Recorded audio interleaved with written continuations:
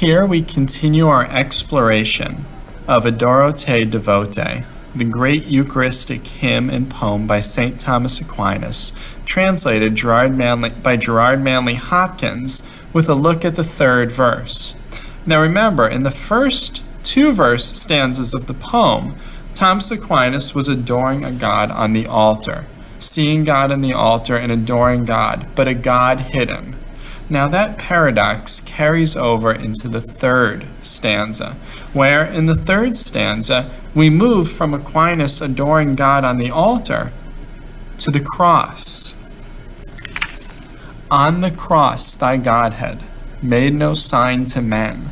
Here thy very manhood steals from human ken. Both are my confession, both are my belief, and I pray the prayer of the dying thief. This is to some people the most dramatic moment in Scripture, when God himself is hung on the cross of Calvary, at the moment when God himself seems to be possibly the least godly. When Jesus was dying at the cross, his divinity was not visible. He was again the God hidden, the Godhead hidden.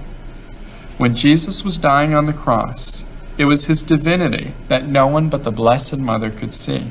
The crowds jeered. The Roman soldiers, all in a day's work, played dice for his robe. The elders jeered. He saved others. Let him save himself if he be Christ, the Son of God. One of the thieves also mocked him. But the other thief rebuked him.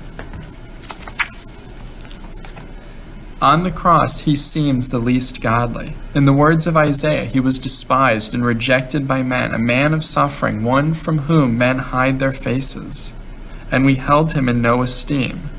Again, it is God, it is divinity, but divinity in hiding in Calvary and in the Eucharist.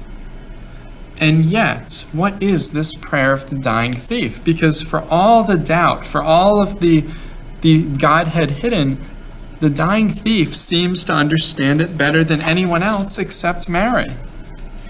What is the prayer of the dying thief? The dying thief knew he was guilty. He knew he was dying. He knew Jesus was dying. In fact, he knew Jesus was closer to death than he was.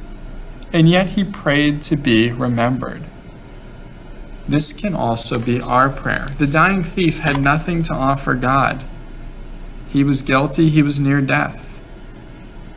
In a sense, this is the position we are all in. We have nothing of our own to offer God. We can only pray, Lord, remember me when you come into your kingdom. Now, the dying thief on the cross could see Christ's humanity, but not his divinity.